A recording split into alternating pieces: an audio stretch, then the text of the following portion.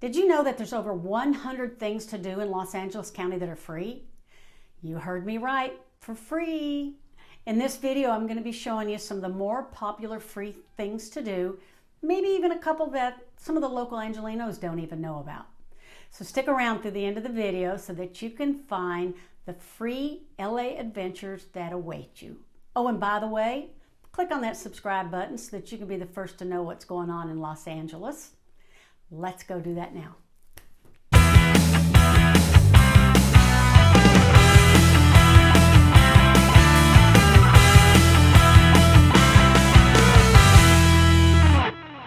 I'm Lorilynn Failor, and I'm with Living in Los Angeles, California. Now, our main purpose here is to help viewers such as yourself become familiar with all that Los Angeles has to offer. Not all of it's good. There are challenges, but in every city you go to, you're going to have challenges. And I personally feel that the good outweighs those challenges. I chose to move here 20 years ago, a little bit over 20 years ago, and I don't regret a day since then. So we're here to help you become familiar with all parts of LA, from the cities, the schools, the suburbs, travel time, pros and cons of each city, so that we can help you make a smooth move here. Whether you're moving in 9 or 90 days, if you're moving from another state, if you're moving from within California, even if you're moving within the county from one city to the other, we're here to help you make a smooth move and make that move as hassle-free as possible. The first of the free things we're going to look at doing here in Los Angeles is hiking. While there are a lot of hiking trails, I'm just going to show you some of the more popular ones. We'll start with Escondido Canyon. Now, it is located right off of the Pacific Coast Highway, which is also known as the One in Malibu. It's a 4.2-mile round trip. You are going to park and go up through on the pavement through some absolutely exquisite, beautiful homes. And when you come to the top and go back down, you're going to end up in the woods. There's a lot of oak in there. There's about 5 to 6 streams you have to cross over. When it's been raining a lot, be prepared to get your shoes and if you got long pants on, get those wet as well. But it ends at this magnificent 150-foot multi-level waterfall. I've actually hiked up to the top of the waterfall. There's not really a trail there, so you have to be a pretty decent hiker to go up those rocks. And it does come back around, swings back around and out from the Escondido Canyons. Generally, it's an easy route if you're just going in and you're coming back out. Now, dogs are allowed there, but they really do need to be on leash. Our next location is Will Rogers State Park. Now, it is a national park.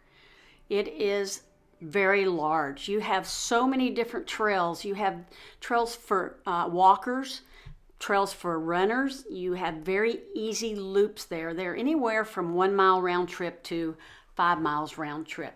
Now, you have even a backbone trail that does lead to Topanga Canyon State Park. This was the final home of the Will Rogers family. He's got a polo field there, which they do polo matches in the summer on the weekends. They have horses that they board there. You can rent horses to go on these hiking trails as well. And as I was saying, you've got mountain bikers there, so pay attention when you're hiking. They're very polite. They watch out. These cyclists will watch out for you as well. Your dogs are allowed there, but make sure you keep them on leash because it is a national park. You can go through the Will Rogers home. It doesn't cost anything. They have docents there that'll walk you through it and talk you through his days, and there's all kinds of pictures there. You do have to pay for parking there because it is a national park, but you can park outside of the parking lot there and not pay. Make sure to look at the signs and look for the red curbs there as well. Our next hiking location is called Runyon Canyon. Now, Runyon Canyon is up in Hollywood, and it's actually between Hollywood and the Valley. So you can enter on the Hollywood side off of Fuller Street or Vista Street, or you can enter on the back side off of Mulholland. Again, a lot of these areas are permitted parking. Some of them are not, so make sure that you check all the signs and check for red curbs. The times I've been up there, I've gone very early. I'm talking 6 a.m. because it does get crowded. And get ready for this one, dog lovers. It's an off-leash dog park. Yay! It's a 168-acre park. There are several trails. Some are easy, some are up pavement. It circles back around.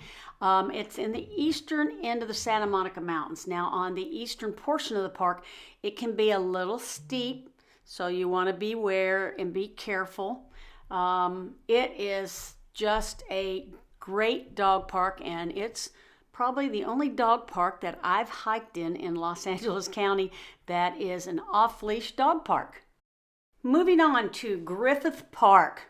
Griffith Park is one of the largest municipal parks in the United States. It's got a urban wilderness. It's got some covered terrain. It's got some landscaped areas. There's picnic areas. There's a lot to do there. There are over 65 hiking trails. Again, some of them are easy. Some of them are very hard. You just go to the map and you pick which ones you want to do. Things that you can see while you're hiking are like the old LA Zoo. You will see picnic areas there. You will see there's a carousel there. They used to have horse rides there, but I don't think they do anymore. You also part of, in the Griffith Park, is the Griffith Observatory. You can hike up to it. You'll see a lot of people hiking with their dogs up to the Griffith Observatory. Absolutely beautiful. And you can hike also up to the Hollywood sign from Griffith Park. They have front trails. They have trails behind the Hollywood sign. You can't actually touch the Hollywood sign or get on it for pictures because it is fenced in. And then there's also a dog park below the Hollywood sign. Our final hiking park that I'm going to talk about is called Eaton Canyon Falls. Now, Eaton Canyon Falls is up towards Pasadena, and because of its proximity to Pasadena, Altadena, and Santa Monica, it makes it for a really popular trail here for casual hikers because it is a very casual hike. You will have some rocks and boulders to go over, and yes, you can take your dogs as well. It is not an off-leash dog park, but I have taken my dog off a few times so he could swim in the water.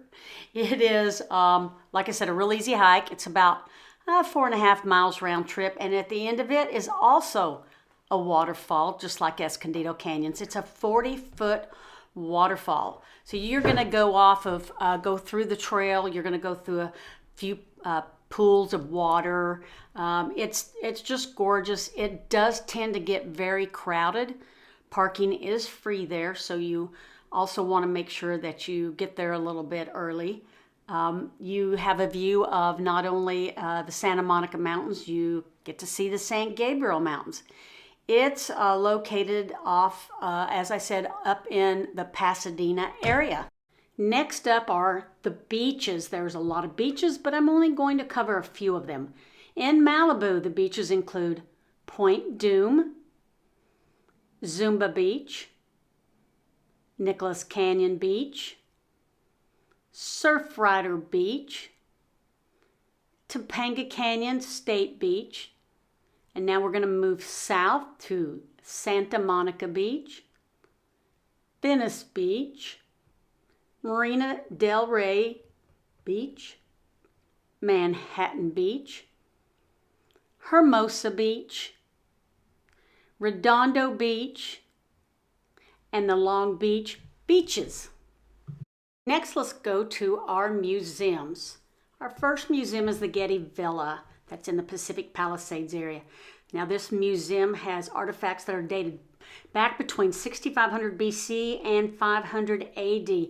Absolutely beautiful courtyards, gardens, has an amphitheater. It even has a Villa Cafe. Now, you do need to book time tickets through the Getty Center for the Getty Villa.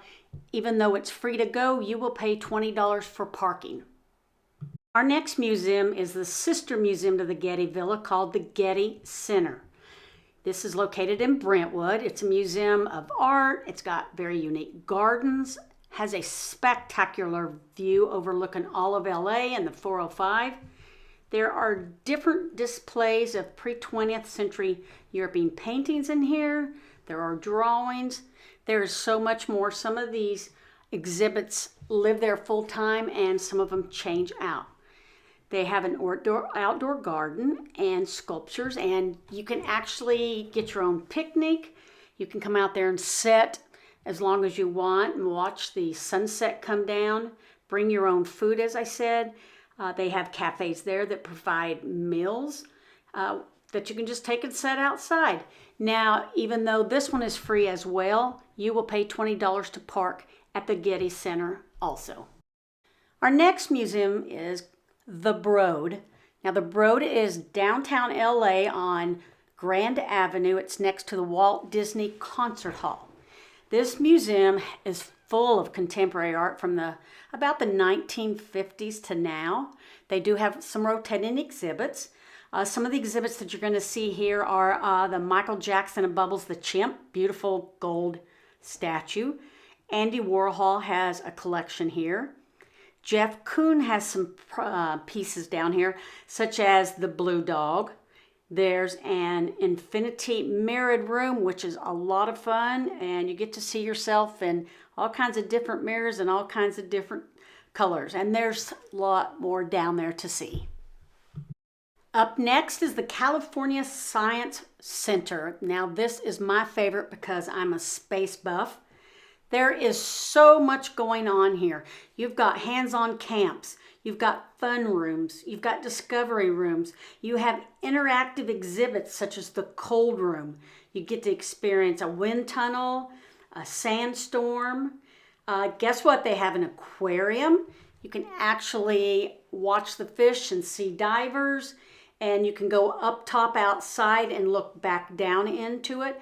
And my favorite thing there is the Endeavour Space Shuttle.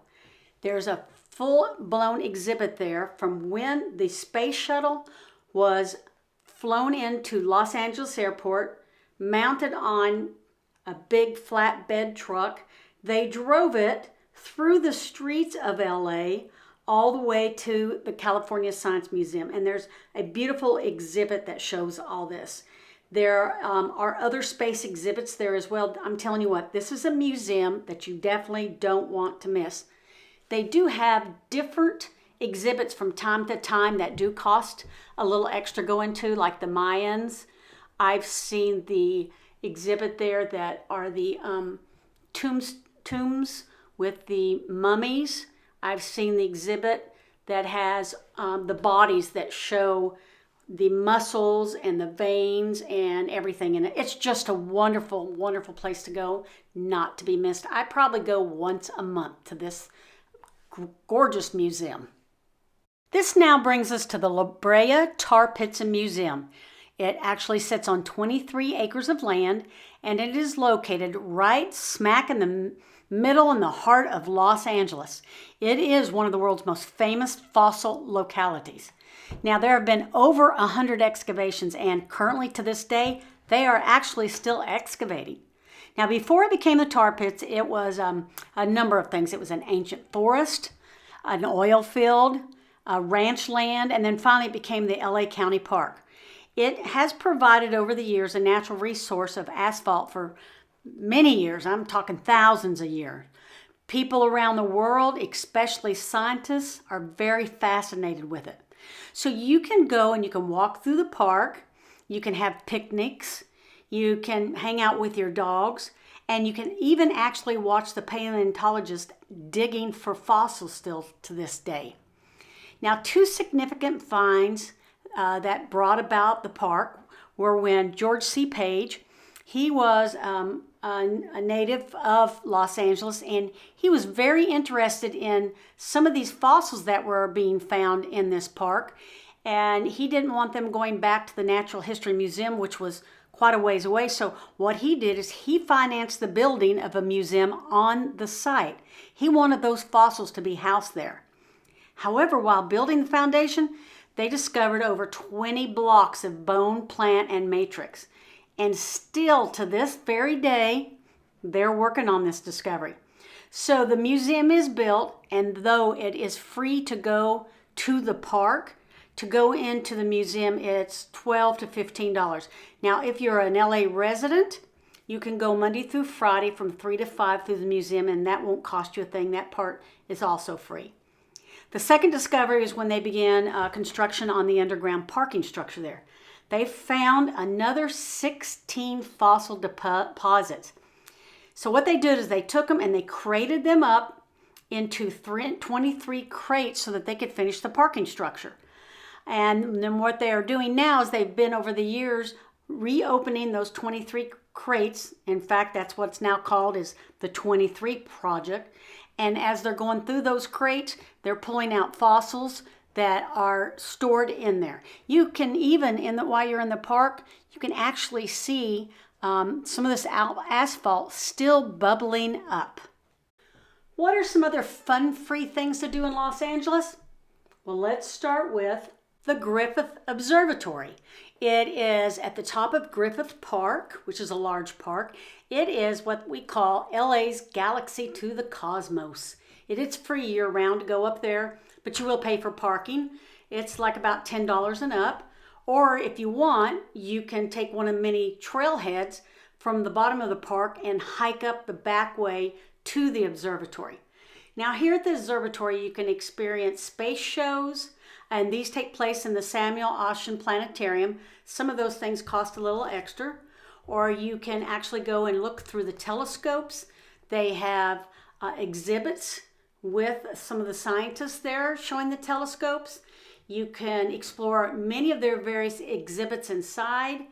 You can go outside and you'll see 360 degrees of Los Angeles. You can see the beach from there, the Hollywood sign. It's absolutely beautiful there. Now, sometimes they have concerts up there. They have various sky events such as the lunar eclipse. You can come in the evening during these. You'll see the grounds are full of people with their own telescopes, and they will be stargazing at night. Here we are at the Originals Farmers Market. It is off of Fairfax and 3rd Avenue near Hollywood, and it's adjacent to the Grove. You've got over 160 vendors of shopping and dining of all kinds, from all kinds of meat to all types of seafood. You can buy it and take it home, or you can eat it there. You even have coffee and donuts and homemade ice cream. In the Grove, you've got a park that you can sit in. You can have drinks while you're there. There's even a trolley that'll take you from the Grove over to the farmers market because it's all in one area. And then during specific holidays such as Christmas, the whole place is all lit up, and you even get to experience snow. Now we find ourselves at El Pueblo de Los Angeles Historical Monument down on Olivera Street. As I said, it's a historical monument and the birthplace of Los Angeles. Now, it is such a fabulous town down there. It's like visiting a little Mexican town. It's full of absolutely fabulous crafts, souvenirs, food, and the history there is amazing. Now, there is a walking tour that you can take through there to learn all about the Mexican culture. Our next free thing, we find ourselves in downtown. It's called the Downtown LA Art Walk. Now, it is a self-guided art walk tour. It's there on Spring and Main. This area has so much happening right now. A lot of renovations, old buildings being turned into condos, restaurants, art galleries, apartments. It's the new thriving area of downtown LA. It's back on the east side. There are so many exciting things going on there.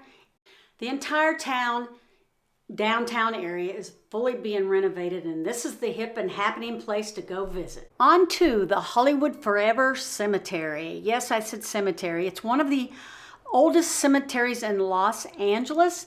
It is the residents that are there are Judy Garland, George Harrison, Cecil B. DeMille. You have Anne Hesh is there, Rudy Valentino, Marion Davis, she was William Randolph Hearst's mistress. Now, it is located across from Paramount Pictures, and it is free to go tour through there.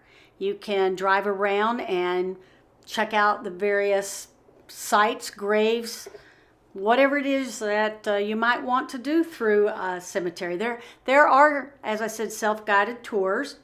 They also do there what's called movie nights and concerts. Very, very popular. There is a cost for the movie nights. You do get to bring your own food, your own beverages. You get to make a picnic of it.